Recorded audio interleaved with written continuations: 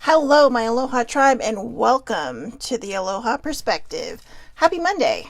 Monday! It's Monday. Got the Aloha deck today. I think I'm going to add some cards to this. That'd be super fun, wouldn't it?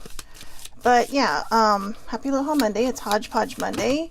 And it is also day number 6 of Self-Love December.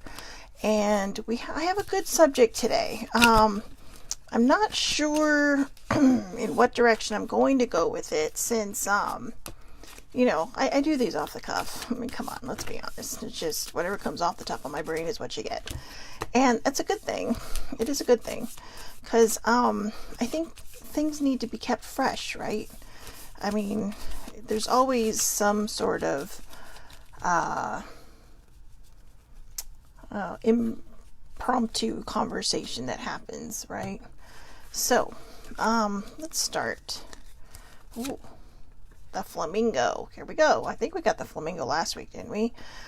Flamingo meaning a symbol of fun, joy, and mirth. This card indicates that you might need to bring more fun into your life. Follow your instincts and do as your heart guides you. Also, it represents the essence of love and the magical influences of the heart.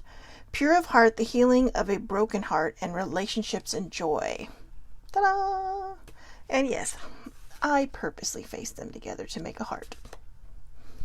So, anyways, sorry, I'm trying to... There. Does that feel better? Does that feel better to anybody? I don't know. Oh, we got the surfboard again. Surfing is like life. Every day and every wave are different. Surfing is like life. Every day and every wave are different. We haven't had this one yet, but I like this one. If you don't make time for your wellness, you will be forced to take time for your illness. I don't know who came up with that, but it is one of my favorite sayings. If you don't make time for your wellness, you will be forced to make time for your illness, or forced to take time for your illness. Make yourself a priority. Okay, I just had a great conversation with a friend this weekend, and I've been helping them through some stuff and just kind of giving them the space to bounce things off of me, right? And one of the things we talked about was how, they don't make themselves a priority. They're making everybody else a priority, but they're not making themselves a priority.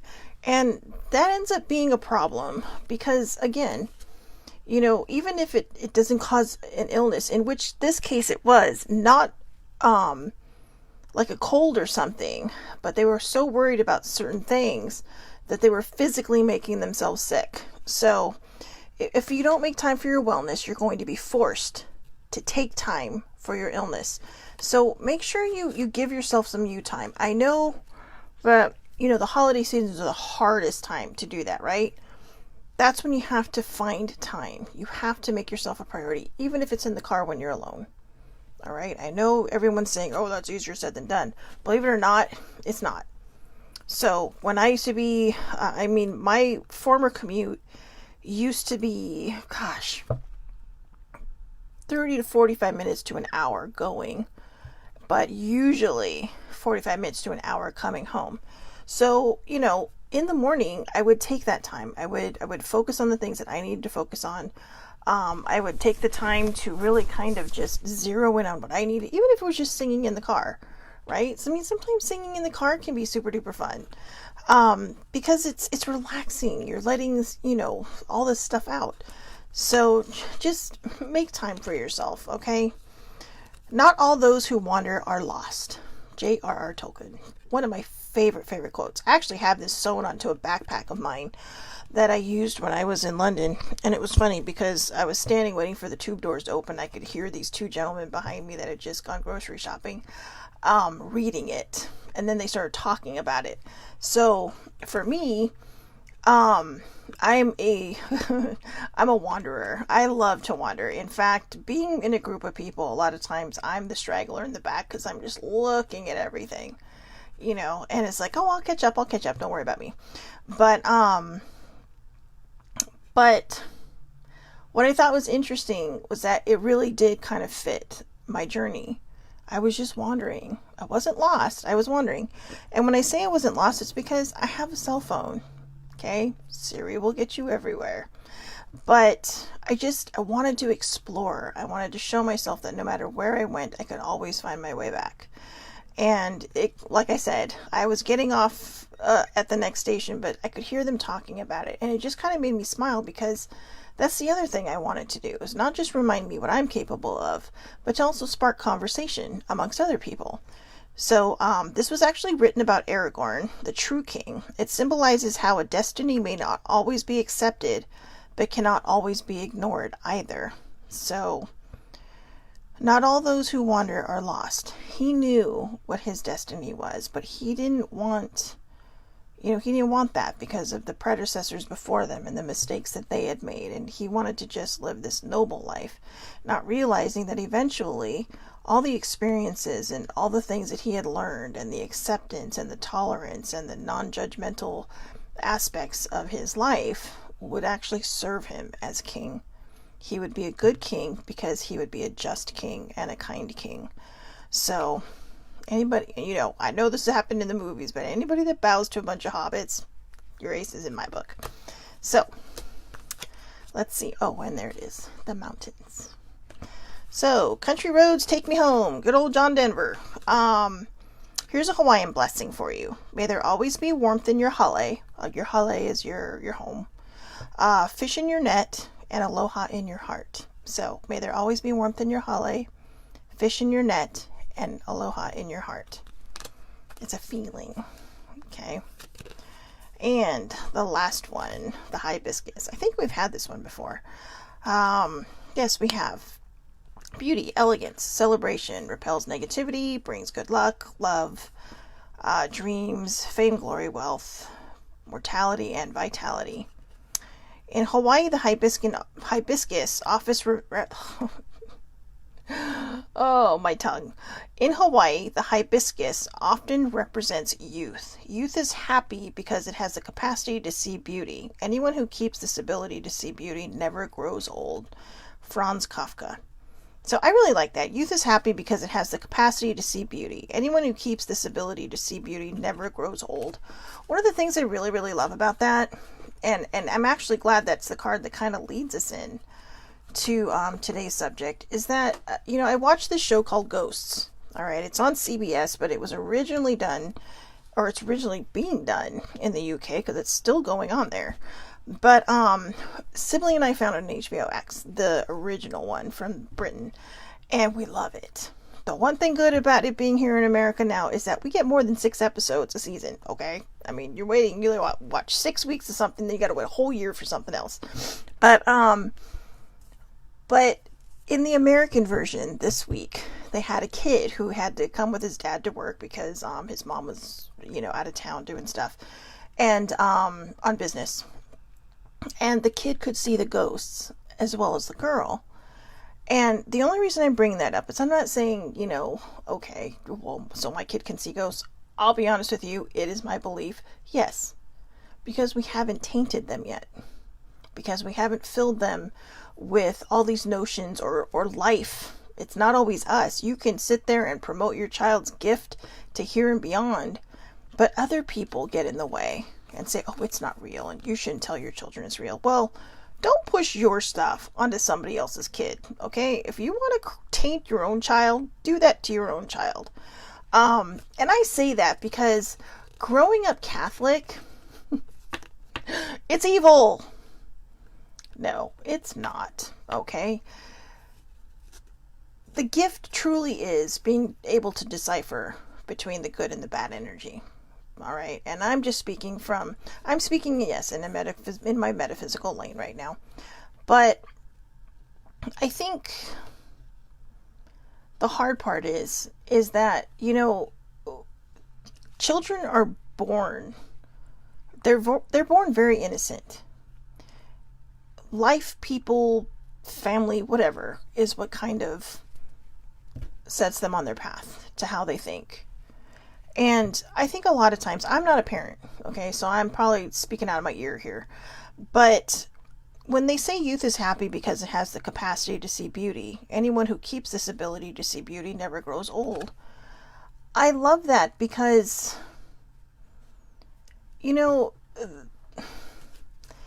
there's a level of belief that you give yourself, a level of like freedom that you give yourself to think the way you think and to feel the way you feel. And, I know a lot of people who raise their kids that way. Don't let anybody make fun of you, but you don't have to talk about it at school if you don't want to, because if it makes you uncomfortable. But sometimes they are comfortable, and they don't care what other people think. And I wish I had had that, because I had these gifts when I was a kid and I lost them out of fear. Not my fear, my mom's fear. And I understand it. I mean, this is a woman who used to take herself to church by herself. At 8 years old, she'd walk to church and go to church by herself. I mean, straight up kudos for my mom, but we grew in different directions spiritually. And a lot of what I grew up with stuck with me, but all the negative stuff I got rid of. Okay? Because, you see all these people that post all these pro-God things and all these anti-God things. And somewhere in the middle is where I think the majority of people stand. But do we do it out of fear? I think part of it is done out of fear. And then I think the other people who are anti are just so disgruntled, so angry about the things that are forced onto them. You cannot force people to feel a certain way. You can't force people to do things a certain way. And I grew up in a very unique childhood, in the sense that my mom was very Catholic and my father was agnostic / atheist, depending on the day. But and I say that it was a very interesting childhood, because my dad, being the way he is, it opens up conversations and it opens up thinking for me. Like, well, what was happening? It's like, we all sit here and say, and now mind you, I'm not trying to put down the Bible by any stretch of the imagination. You do you. Okay, you do you.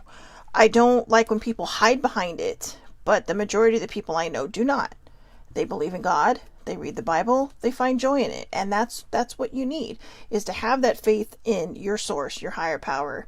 And, have them remind you that everything can be okay if you believe it. What I'm talking about is these people that take it to the nth degree on either side. On either side. You have so many, and it's almost like they're fighting with each other, and then everybody else in the middle is kind of catching the brunt of it. It's like politics. You have people way over there and you have people way over there. And the majority of the people are sitting in the middle just watching the words fly back and forth, back and forth, back and forth. Just kind of like, oh, okay, it's like a game of tennis happening over your head. Like you're laying on the court next to the net going, please don't let that fall on me. It's just a tennis ball. It probably won't hurt. But if they're hitting it pretty hard and it hits me first, ouch. But, yes, that has happened to me when I was playing. Never play with people that are so much better than you are, because if you're not paying attention, it can hurt. But it's still fun though. But I think where our fear lies is, what if we're wrong, or what if we're right? Right? I know that makes no sense to some people. In my head it makes perfect sense, but what if we're wrong? What's going to happen to me? But what if I'm right? Oh, what's going to happen to me? Somewhere in the middle is always the truth. Somewhere in the middle. And that kind of leads me into today's subject, okay? Hodgepodge Monday. What are your biggest fears? What are your biggest fears? Mine used to be dying. Not gonna lie, straight up, mine used to be dying. And I've learned over time that life happens. And so what we should be doing, instead of being worried about what could happen to us, we should be worried about what we're not doing, how we're not living, how we're not moving forward in the life that we want to live forward in, because we're afraid of everything. There's been I talk about working on the Floof book all the time. Floof, for those who might be new, is my shadow work, my inner child, this inner being inside of me that, carries a lot of the weight of, that is on my shoulders. They're kind of the ones that shoulder my load because I don't know how to let go of things. And, well, I shouldn't say that. I'm learning how to let go of things. And one of the things I'm learning is how I used to carry around fear, doubt, negativity, and worry. And I don't know why. I really didn't know why. And then I realized one of my biggest fears was, what if I let these go and life isn't as happy as I want it to be or as I think it could be? Then I'm just going to be disappointed and I'm letting myself down and it's going to be sad and it's going to suck. But what if it's not? What if you let go of your fears and you just take each moment at a time? Not even each day. Some people do one day at a time and they're perfectly good with that. But what if you take each moment as it comes? Walking outside is dangerous. All right. You don't know if you're going to come home or not. I've known people who've left and never came home. Okay. What if you go to the doctor and they find something bad? Well, sometimes it turns out good, sometimes it doesn't. But those are the chances we have to take. And if we don't take care of yourself, it's just like that card says. If you don't take time for your wellness, you're going to have to make time for your illness. And that's the question. Do you really want to make time for your illness? Do you want to, not prioritize yourself so that you will be forced to take time for your illness? Okay? I use the beach scene for a reason. You may not live near a beach, but it's about relaxing. It's about taking a moment to taking that deep breath that you might need. And, if you don't make time for that, you're going to be forced to take time for the other things. When I said that my fear used to be dying, after my mom died and after Sissy passed, the very first flight I took, because I do have a mild fear of flying. It used to be a major fear of flying, but I have a mild fear of flying. But one of the, I flew to Tucson to visit baby sibling, and I was like, okay, and the first thing I thought when I was on the plane is coming home, and it was just weird, was, well, if anything happens to me, I know Mom and Sissy will be there. Okay, but not everybody has that belief. And then, a month and a half later, I was on my plane to England, which was a 10-hour flight. You're on a big silver tube, big metal tube with wings for 10 hours. That's almost half a day. And when I got on that flight, though, I wasn't scared. The only thing I was afraid of was really my trip and how I would handle it, how I would do. Because, that was like 10 days alone. Well, for the most part. Like I said, I have friends over there. But the majority of the time I did spend alone. And they were eye-opening. I thought it would be more life-changing than it was. But then I realized it was exactly life-changing as I needed it to be at that time. And I guess one of the reasons I still bring that up is that was the very first trip I ever took alone. Not just flying somewhere to meet people, but straight up alone.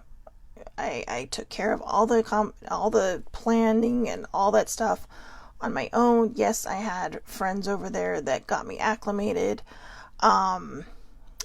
I surprisingly had a coworker at the time who ended up going at the same time I did. We had no clue. So I also knew that somewhere in the city I had a friend, and it kind of, helped take away the nervousness of it all. But it wasn't on the forefront of my mind. What I was thinking of is, wow, I did this. I faced my fear. I faced my fear of doing things alone and being alone in doing them. Every other major trip I'd ever taken was with, my parents or my soul sisters, Sissy, Joe, and an older sibling. And those were always fun. We had our moments, but those were always fun. But this was something I did on my own. And I guess that's why sometimes I go back to that, because I was afraid. I had butterflies up until probably the day I came home. And when I left, I remember when I was leaving my flat to get ready to go to the airport, I remember I had tears in my eyes. And at the time I thought, I don't want to leave. I just want to stay here. I love England. England is, my soul was just so happy there. It's like that place resonated with my soul. My soul belongs there. I mean, it belongs here too, but it belongs there. It loves being there. It's like, it was a source of energy for me, like a source of renewal in a way for me. And I realized today, though, as I'm talking about it, the reason I cried wasn't just because I was leaving, but it's because I did something I never thought I'd be able to do. I depended on myself. I was responsible for me for all those days. Even when I went to visit friends, I was responsible. And, well, finding your way out of an airport is not that hard, but finding your way on a train station or on a tube or on a bus to go meet friends, it's, you're literally planning it, because they don't know the bus schedule. They don't live right in London. No, they lived outside of London. And I mean, they did tell me which train to take when I went out to visit, but I didn't know what bus to take to get there, right? And when I came back, I did not know the buses changed schedule at night. So I had to figure out how to get back, okay? But I found my way. Each time I was building this bridge for myself of understanding and acceptance, and just this, I was creating this bridge of adventure and wandering and wonder. And what I was leaving behind was fear. So the question we need to ask ourselves is, what is your biggest fear? What are you so afraid of that you just can't move past it? I used to be afraid I'd die alone. I think that's a common fear for a lot of people. But are we ever really alone? When we think about, I don't want to die alone, we're thinking relationships, right? Good morning, baby bear. We think relationships. We think all of these other things. But truly, when you're a good person and you're surrounded by amazing people, even if you live alone, you're not alone. Because there's always somebody that cares about you. There's always somebody there that wants to make sure you're okay. I know my dad knows how many people around him care about him, but I think he truly, truly grasped it and understood it when he ended up in the hospital for almost a week, or for about 4 or 5 days. And there were, even after he was out, people were coming by to see him. I mean, I was obviously there every day. Duh, it's my dad. But my cousin came by, who's like their other daughter, every day. My aunt and uncle came by for the first 2 days, The first day my uncle could see him, and then, he was still kind of in and out of the delirium. But then the next day they both came to visit. And we can only be there one at a time because of restrictions right now. But it opened his eyes to all the people that care about him. And I hope that what he really grasped in that is that he's not alone. Yes, he may live alone, but he's not alone. There are people that care about him. I cared about him. Or I care about him. Not past tense, I still do. But and he's better now. And I think part of what made him better was seeing all this love that he was getting. And having what happened to him, it kind of pivoted him in a way. It adjusted him, his, what he can and can't tolerate for the moment. But it's been an interesting journey to watch in such a short amount of time. Of course, I've always thought my dad was an alien because he heals so quickly. The guy is weird, okay? I mean, not weird bad, but I mean, it's just like, I wish I could heal that fast. But, I think one of the other things, I think what scares me the most is the climate we live in. The world we live in right now. I'm so sorry, you guys. My nose is just going crazy. And I have no Kleenex by me. Of course I don't. But, I think what scares me the most right now, and my biggest fear, is that we're not going to find our footing again. And that's why I'm still doing these. That's why I'm still doing Self-Love December, because when we hit 2022, I want people to be filled with so much love that they start putting this love back into the world. Last year I found this note. Okay, I pulled out a book that I haven't, a little notebook that I haven't seen in a while. And there was a sticky sticking out of it. This one right here. And I put on the top of here, my biggest fears at the time were failing in whatever I want to do. I mean, I love doing these morning videos, but it's still on a small scale. And I'm still trying to figure out how to make it on a bigger scale. But maybe what I need to stop doing is thinking, oh, it's on a small scale, and just let it go and see what it does. But I enjoy doing them. And so I want to keep doing them because the people that do watch it live or later really enjoy them just as much as I enjoy making them. I was also afraid I'll never get my first New Year's kiss. I know. How can I be my age and not have had a New Year's kiss? Isn't that terrible? Especially the fact that I've been in relationships. And yes, this is not made up. This is legit. Okay? This is legit. Same with never had a Valentine's date. I know. Someone feel sorry for me and make these things happen. Just kidding. Don't feel sorry for me. But most importantly, not seeing my dreams through. I am the number one person that holds myself back. We're all the number one person that holds ourselves back. If you are not accomplishing something, it's either not meant to be on your path, and maybe you're supposed to pivot a little and go in a different direction, or you're holding yourself back because of everything everybody else says, right? What is the number one thing I'm always saying when it comes to that? What other people think of you is none of your business. Period. Everyone's always going to have an opinion. We have opinions, right? But somebody's always going to have an opinion. And social media is always going to have that person that has to say something about it. Like yesterday, okay? And I don't mean this to be mean because I love my friends. I posted that I watched a Christmas movie that for the very first time. Other people were like, oh, I can't stand that person, so I can't watch it. Well, why? Why are you posting this why are you commenting on my post? Just keep it to yourself. I don't fucking care if you don't like this person or not. But at the same time, I was like, okay, you know what? It's okay. I get it. I get why other people haven't seen it. And they're just sharing that. And that's okay. And so I didn't say anything. I just said, you know what? I totally get it. I understand. Not necessarily the biggest fan of this particular person, but the movie was hilarious. It was adorable. And yes, it brought forth the feels. A comedy brought forth the feels. And I enjoyed it. And it will be something I will be watching again. And meanwhile, in the other comments, everyone's all, how have you not seen this yet? The movie is not young. It is like 18 years old. But they're like, how have you not seen this yet? I'm like, I just never have. You know, and then baby sibling made me watch it. She said that was my homework for this holiday season, was to watch that movie. One of the other things that I found, though, on this sticky, I'm going to read what it says. 2020, so I'm talking about last year, obviously. 2020 is sort of a gift. As we complete 1 year in this new decade, we can use 2020 and lockdowns and social distancing and masks as a reminder to appreciate each other and hugs and smiles and gatherings.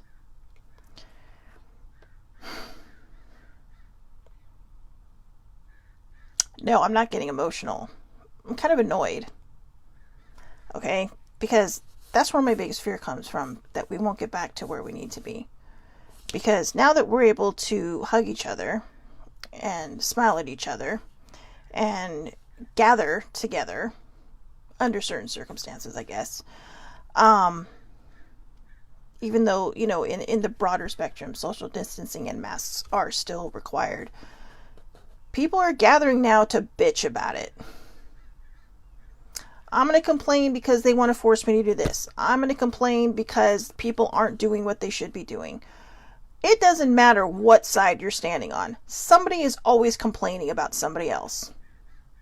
And the more we complain about other people, the more we're putting that fear back into the world. The more we're putting that anxiety and that anger and that all that bullshit back into the world. And I call it that because it's exactly what it is. Yeah, I get you want to sit around the table and vent with each other. I understand that. And, you know, sometimes I just have to sit there and hold my tongue. And I do. In either situation. I've been in both. I've been in both where people are complaining that people aren't vaccinated. I've been in situations where people are complaining that they have to get vaccinated. You know, older sibling just brought it up. Remember the 9/12 project? I want to go back to that. The 9/12 project was a project that was started the day after 9/11 because it was called that. It wasn't started the day after 9/11. It was called the 9/12 project because the day after 9/11, this country came together as one. We were a whole. Yes, it was the East Coast that got attacked, but everybody across the board, from seaboard to seaboard, we were one country.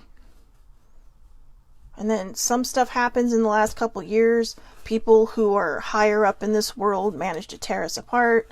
Well, you can't make me do that. Well, you can't make me do this. And, well, that's, okay, fine. You know what? This is the plague of our lifetime. There has been smallpox. There has been the Black Plague. And the plague. Okay? Ask England. Plague. During the medieval dark times, okay? Cholera. Welcome to the world, people. What we need to decide is what our biggest fears are and why we're still holding on to them. Okay? Maybe this doesn't feel like it's tying into it, but it is tying into it because we're feeding our fears. Every time we complain about something, we're feeding into a fear. If you want to complain about something, figure out how to change it. Figure out a way to turn the tides. I sometimes get flack for being too positive. I mean, my name is Shelly Marie, okay? And there's a lot you can do with Shelly Marie. People used to joke with me years ago, calling me Polly Marie, as in Pollyanna Marie. But then I think back and I think, all these times I thought I was negative, and yet way back when, I mean, at the turn of the millennium, people were calling me that. And I think, wow, maybe I have always been positive, but now I'm reinforcing it because I don't care what other people think anymore. If my positivity bothers you, you are welcome to step out of my rainbow. Okay? Baby Bear says that my name is Marie and hers combined. First of all, I was born first. And secondly, believe it or not, Baby Bear, I was almost a Michelle Marie. And the reason I am not a Michelle Marie is because my dad wanted to shorten it so I didn't have so many nicknames. Joke's on him.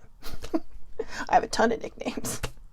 What's funny though is my dad's all, your name is Shelly Marie. Why is everybody always shortening it and cutting it down and coming up with a billion nicknames? And yet my dad calls me Shell. Which is kind of funny because I'll look at it and I'm like, you do realize you have a nickname for me too, right? But yeah, I actually almost was a Michelle Marie. So there's your Shelly fun fact for the day. But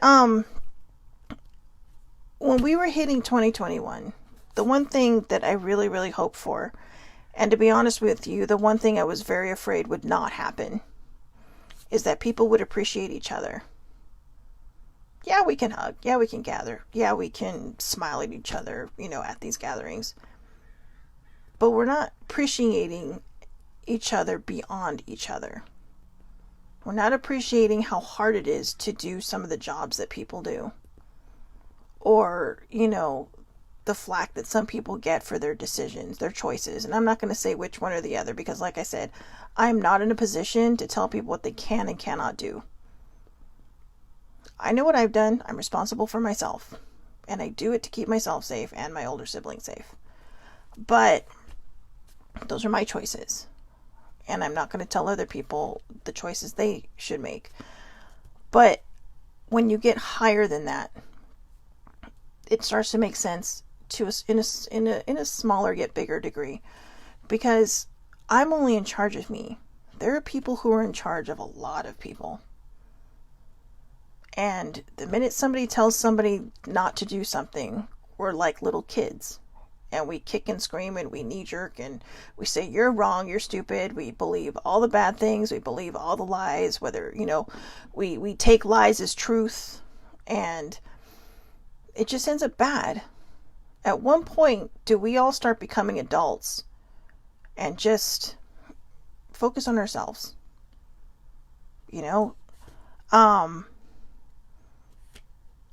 What I wrote after that, I actually wrote this morning after I found the sticky. So I'm going to read the post-it again. 2020 is sort of a gift. As we complete 1 year in this new decade, we can use 2020 and lockdowns and social distancing and masks as a reminder to appreciate each other and appreciate hugs and smiles and gatherings. What I wrote after that was actually the truth. All we did was find new ways to be mad at one another and put each other's thoughts down instead of loving one another. I thought 2021 would be better. I thought 2021 would be better. I am that small group of people sitting in the corner thinking that I can make a difference in this world, and continually trying to make a difference in this world, continually trying to show people that there is a better way to treat one another, that there's a more caring way to treat one another. Like everything else, and like every other illness that has, befallen humanity and human beings through the centuries, through the millennia, it will go away. It will go away. And then we'll find a way to just get back to just living our lives, doing what we always do. But people will emerge. And that's my hope. The people who have hope in their hearts and in their voices and in their hearts and minds, who want to change the world, who want to show people, look, we can agree to disagree and not beat each other up over it. We can agree to disagree and not get into this verbal spat about it. It's what debates are about. It's what, people sit down and have these amazing conversations are about. The question is, which person do we want to be? Do we want to be the person that constantly complains and constantly puts bad things out into this world? And, the more you complain, the more you're bringing that shit back to you. Okay? I know a lot of people don't subscribe to that, but the energy you put out, think about it. How many have had a bad day? You wake up, one bad thing happens, and the rest of your day is crap. So then you're like so determined that the next day was going to be better. It's because you made it better. It's because you decided you were going to put that energy out there and everything started coming up roses again. And I'm not going to say coming up weeds. Weeds are, some flowers are weeds. And some people love those flowers. They're beautiful. But other people see them as, it's strangling things. It's killing things. Well, a lot of them actually seed a lot of other things. You just got to pick and choose. Okay. There are beautiful plants that kill things. Okay. I mean, look, roses are beautiful, but don't grab one without a glove. Okay. Don't grab one without looking, because you're going to get cut. You are going to get cut. So we need to let go of the mental manure. All right? Seriously. We need to, the mental bullshit. We need to let go of the mental manure, and we need to start putting better things out into this world. That's my fear. My fear is that we won't. But I'm deciding right now, in this moment, to dispel that fear. Because I do just want to put good things out into this world. I want to keep doing this perspective. I want to keep giving people things to think about. It's not just happening here. There's a couple of countries that are sitting there balking against their governments, one way or the other. And then there's other countries that are just saying, why can't you people just fall into line? And just wait it out. It's hard. Yes, it is. 365 days is a long time to wait things out. But when you resist things, sometimes you make it worse. See, we all think resistance is always this great thing. In some cases it was. The resistance in World War II was fabulous, right? Because that helped. But when you resist things on a smaller level, in your own life, it's from fear. That's where my fear came from. My resistance came from fear. I was anchored in fear, doubt, worry, and just all the icky negative stuff. Because I didn't know what it would be like to not carry that around with me.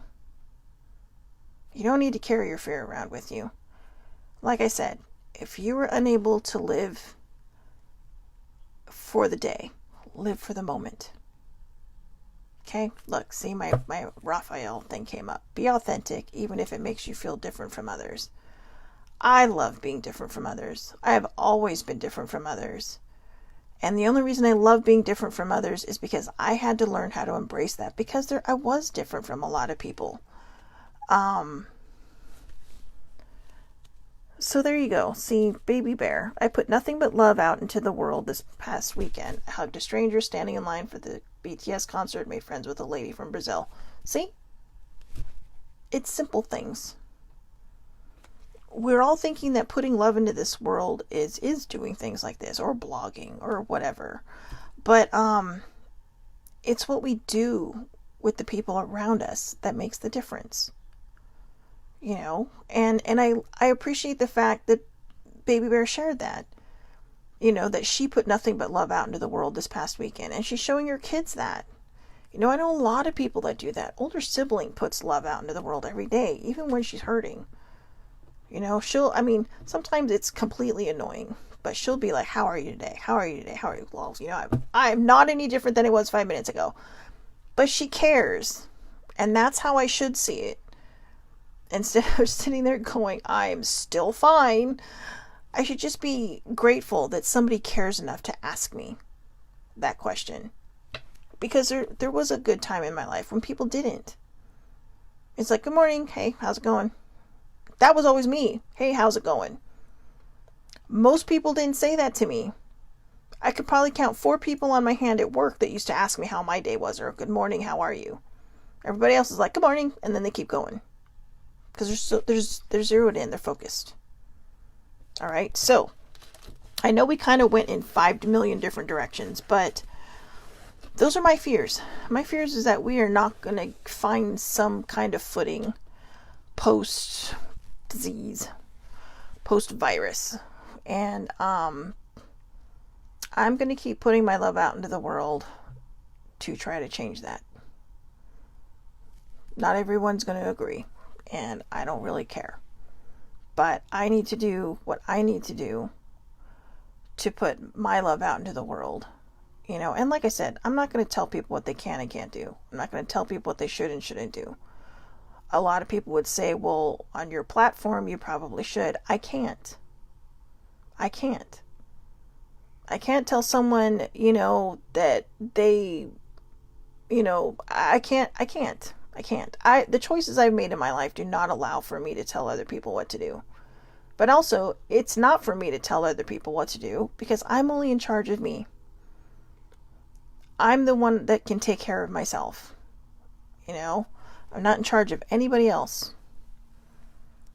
You know, I mean, when you become a parent, yes, you're still in charge of that child. You're still their protector, their guidance system. But when you don't have kids, you're just basically responsible for yourself. Everything else that you take care of, everyone else that you take care of, that you choose to show your love to, that's a bonus. But as an adult, myself, I'm not going to tell other people what they can and can't do. I know what I'd like them to do, but that's not for me to share. Okay? So, I hope everybody has a wonderful, wonderful Monday. I am blogging these guys. My thoughts tend to come out a little bit different when I write. So if you're watching the vlog, I also suggest reading the blog after it's posted. And I caught up with the Monday through Friday of last week. So those are all posted. Those are all ready to go, ready to read if you missed anything last week. But do think about what your biggest fears are. Do think about what you can do to dispel those big fears. And remember, you don't need to carry it around with you. Okay? Carry your happiness and your joy and your love around with you. If something negative hits you upside the head, just, you know what? It might sting. Just handle it in the moment and let it go. Don't hold on to it. Okay? Don't hold on to it, because it's not worth it. I did that for far too long, and it's really not worth it. You know, and be like baby sibling or baby bear. I can't keep calling her baby sibling. Be like baby bear. Go out there, hug people if they want to hug. Okay, you cannot force people to hug, but if someone's willing to hug you, just bring it in. Bring it in. Even if you're wearing a mask, just bring it in. because sometimes that's what people need.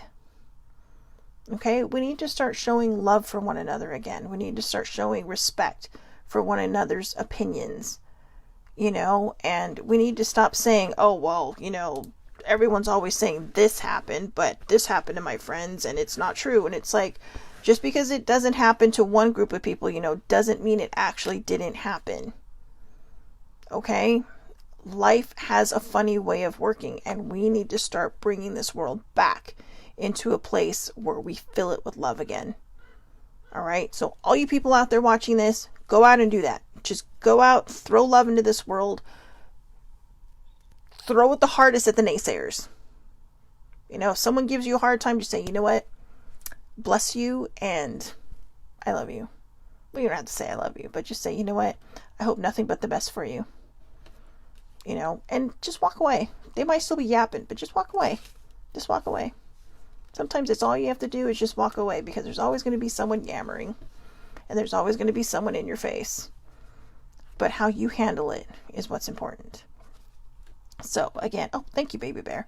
I hope everybody has a wonderful, wonderful day. I will see you back here tomorrow, 8:30 a.m. Pacific Standard Time on Facebook Live under Shelly Marie Lucas, or you can catch the replay once it's uploaded, usually by 10 o'clock Pacific Standard Time in the morning on YouTube. And then I share it everywhere from there. So again, have a wonderful, wonderful day. I will see you tomorrow for Tuesday Thoughts. Here's something to think about for everybody that's watching this now. Tomorrow's subject: 5 physical features you love about yourself. Be honest. This is for you only. All right. That is your teaser. That's actually the subject for tomorrow, but that is your teaser. 5 physical features you love about yourself. Be honest. And yes, you have to come up with 5. All right. So I love you too, baby bear. I hope everybody has a wonderful, wonderful day. Thank you so much for watching. If I did not acknowledge you on this, I apologize. I don't always see who's on. So, and if you're watching this later, I still wish you a wonderful, wonderful day. I'll talk to you tomorrow, and thank you for watching.